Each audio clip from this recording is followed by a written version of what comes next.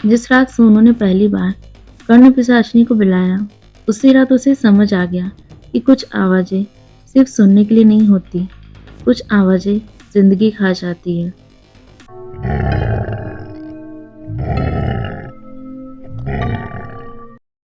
सोनू हमेशा से अलग था, ना दोस्तों में दिल लगता, न घर में। बस एक अजीब सा खालीपन उसके अंदर हर वक्त गूंजता रहता था। लेकिन उस खालीपन ने उसे वहां पहुंचा दिया जहां से कोई वापस नहीं आता। एक दिन पुरानी किताबों की दुकान से उसे एक फटी हुई किताब मिली। उस किताब का नाम नहीं था, बस अंदर एक पन्ने पर लाल शाही से लिखा था, कर्ण पिशाचिनी साधना। सोनू ने पहले तो हंसकर उसे बंद कर दिया, पर जैसे जैसे रात होती गई, उस किताब की बातें उसके दिमाग में गूंजने लगी। अगर कोई इंसान कर्ण पिशाचिनी को अपने वश में कर ले, तो वो हर राज, हर रहस्य, हर छुपी हुई बात को जान सकता है। उसकी आंखों में लालच साफ दिखाई दे रहा था। अगले ही दिन से सोनू पूरा बदलने लगा। वो लोगों से और भी दूर रहने लगा, रात को जागने लगा और धीरे धीरे उस किताब में लिखे हर नियम को पढ़ने लगा। किताब में लिखा था, 11 रात तक अकेले रहना होगा, किसी से बात नहीं करनी होगी, अंधेरे कमरे में दीपक जलाना होगा और हर रात एक ही मंत्र को 108 बार बोलना होगा। लेकिन सबसे डरावनी बात यह थी, अगर साधना के बीच में डर कर पीछे हटे तो पिशाचिनी उसे कभी नहीं छोड़ेंगी। पहली रात रात के ठीक 12 बजे कमरे में पूरी तरह अंधेरा था। सिर्फ एक दीपक जल रहा था, जिसकी लौ अजीब तरह से कांप रही थी।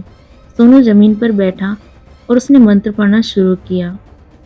पहले तो कुछ भी नहीं हुआ, फिर धीरे धीरे कमरे का तापमान गिरने लगा। उसकी सांसों से धुआं निकलने लगा और अचानक से उसके कान के पास किसी ने बहुत धीमी आवाज में कहा, तू मुझे बुला रहा है।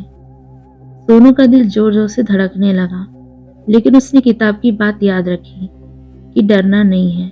उसने मंत्र जारी रखा। ऐसी दूसरी रात और फिर तीसरी रात। अब चीजें बदलने लगी थीं। हर बार जब वो मंत्र बोलता, उसे अपने पीछे किसी के चलने की आवाज आती।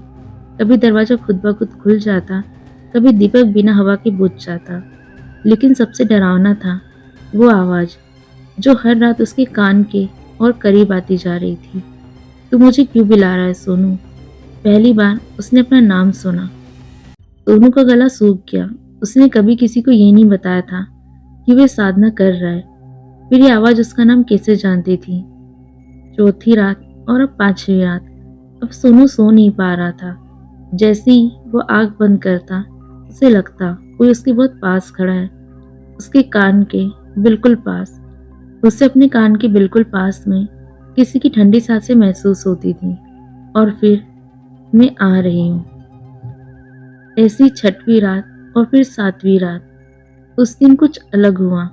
सोनू जैसे ही उसने मंत्र पढ़ना शुरू किया, दीपक की लौ अचानक से तेज हो गई और कमरे के कोने में एक साया बनने लगा।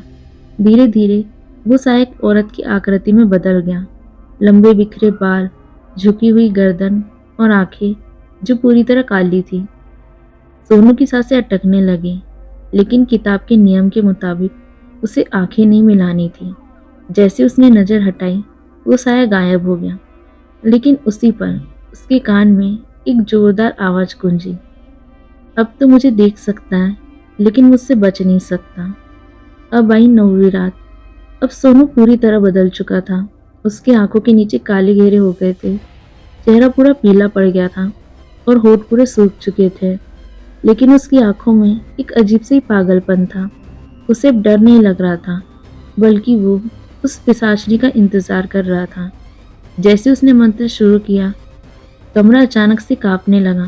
दीवारों से खरोचने की आवाजें आने लगी और फिर उसके ठीक पीछे कोई बैठ गया। सोनू को महसूस हुआ उसके बालों को कोई धीरे धीरे सहला रहा है। उसकी सांस रुक सी गई और फिर उसके कान में बहुत ही साफ आवाज सुनाई आई, मैं आ गई हूँ।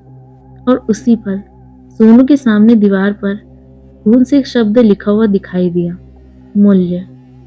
ये देखकर सोनू की आंखें वही जम गई। तभी उसे अपने कान के बिल्कुल पास में वही ठंडी सांस फिर से महसूस हुई, जो कह रही थी, हर चीज की कीमत होती है सोनू। ये बात सुनकर सोनू का शरीर एकदम कांपने लगा, लेकिन इस बार उसने खुद को संभाला। अब वो डर नहीं रहा था, बल्कि जानना चाहता था। और उसने कहा, तुम क्या चाहती हो? कुछ पल के लिए सन्नाटा था, फिर धीरे धीरे कमरे का अंधेरा गहरा होने लगा। दीपक की लौ काली पड़ने लगी और अचानक से उसके सामने वही आकृति फिर से प्रकट हुई। लंबे उलझे बाल, मुंह पर आधा साया और होठों पर एक हल्की लेकिन बेहद ही खतरनाक मुस्कान। उस आकृति ने कहा, तू मुझे बुलाता है तो बदले में मुझे भी कुछ देना होगा। ये सुनते ही सोनू की सांसें तेज हो गई और उसने कहा, क्या? पिशाचिनी ने अपना सिर टेढ़ा किया और उसके करीब झुक गई, इतना करीब कि उसके सड़े हुए सांस की बदबू सोनू के अंदर तक उतर गई। और उस पिशाचिनी ने कहा, तेरा जीवन धीरे धीरे।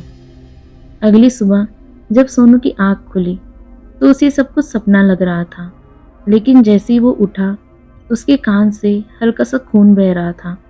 और सबसे अजीब बात, उसे लोगों की बातें सुनाई देने लगी, बिना उनके बोले।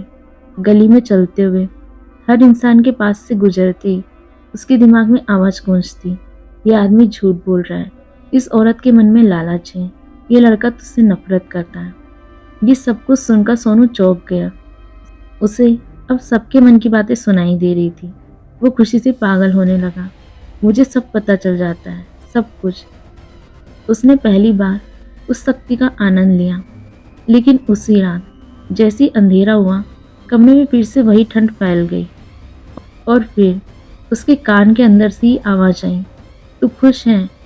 सोनू ने हाँ में अपना सिर हिलाया। फिर एक ठंडी हंसी गूंजी, तो अब दूसरी कीमत। आधी रात को सोनू को ऐसा लगा जैसे कोई उसके कान के अंदर कुछ खुरच रहा हो।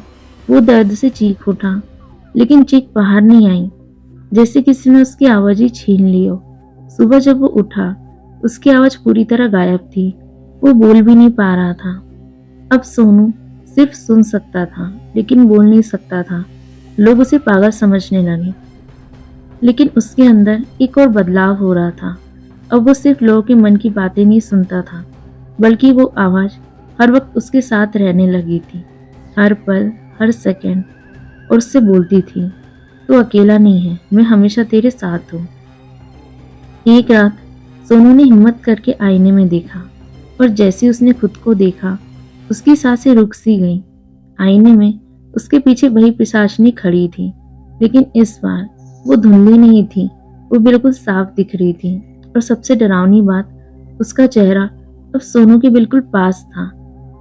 और उस पिशाचिनी ने सोनू से कहा, अब मैं तुझसे अलग नहीं हूँ।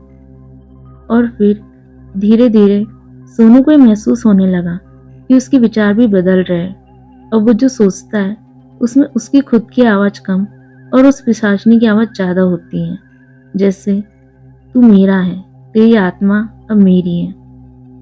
सोनू ने किताब के आखिरी पन्ने पर जो लिखा था उसे पढ़ा।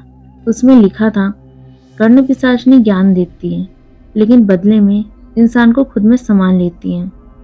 एक रात सोनू ने महसूस किया, उसका शरीर धीरे धीरे सुन्न हो रहा है, जैसे कोई अंदर से उसे खा रहा हो।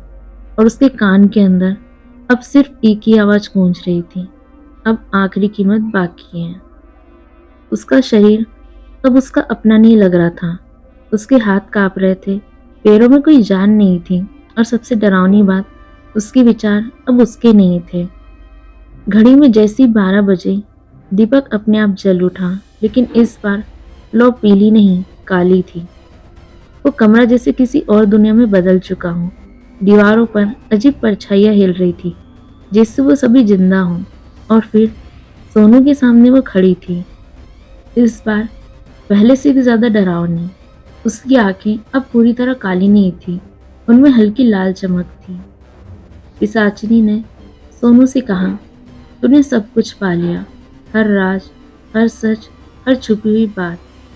ये सारी बातें सोनू बस चुपचाप सुन रहा था, क्योंकि वो अब बोल नहीं सकता था, लेकिन अंदर ही अंदर उसका डर अंदर से चीख रहा था। पिशाचिनी ने आगे कहा, अब तेरा काम खत्म और मेरा शुरू। तभी सोनू के सामने अचानक से एक दृश्य बनने लगा, जैसे कोई फिल्म चल रही है। सोनू ने देखा एक और आदमी सालों पहले ठीक उसी तरह इस पिशाचिनी को बुला रहा था। वो भी खुश था, वो भी ताकत चाहता था, लेकिन धीरे धीरे वो आदमी गायब हो गया। उसकी जगह बस एक परछाई रह गई। तभी पिशाचिनी ने हंसते हुए कहा, हर बार मैं एक शरीर लेती हूँ और एक आत्मा छोड़ देती हूँ। ये सुनकर सोनू की आंखें फैल गईं। अब उसे समझ आया वो पहला नहीं था और आखिरी भी नहीं। तभी अचानक से सोनू के हाथ अपने आप हिलने लगे। उसने खुद को रोकने की बहुत कोशिश की, लेकिन वो कुछ कर नहीं पाया। उसके पैर खुद ब खुद आगे बढ़ने लगे और वो आईने के सामने जाकर खड़ा हो गया। आईने में अब दो चेहरे थे, एक सोनू का और एक वही कर्ण पिशाचिनी का। सोनू अंदर से चिल्ला रहा था, नहीं ये मेरा शरीर है। लेकिन बाहर उसके होठ धीरे धीरे मुस्कुरा रहे थे, वैसी ही मुस्कान जैसी उस पिशाचिनी की थी। पिशाचिनी ने कहा, तेरा शरीर अब मेरा है। उसकी आवाज गूंजी और उसी पल सोनू की आंखों की रोशनी बुझने लगी। उसे महसूस हुआ जैसे कोई उसकी आत्मा को उसके शरीर से खींच रहा हो। धीरे धीरे दर्द, डर सब कुछ खत्म होने लगा। सब कुछ शांत हो गया। कमरे में सिर्फ एक इंसान खड़ा था, लेकिन वो सोनू नहीं था। वो धीरे धीरे आईने के पास गया और उसने खुद को देखा। अब उसकी आंखों में वही लाल चमक थी। उसने हल्के से मुस्कुराते हुए कहा, एक और मिल गया। अगले दिन गांव में लोग कहने लगे, सोनू अब पहले जैसा नहीं रहा। वो अजीब बातें करता है, अकेले हंसता है और सबसे डरावनी बात, वो लोगों के कान के पास जाकर उन्हें धीरे से कुछ कहता है। एक रात गांव का एक लड़का सोनू के पास आया। उसने धीरे से पूछा, तुम सच में सब जानते हो क्या?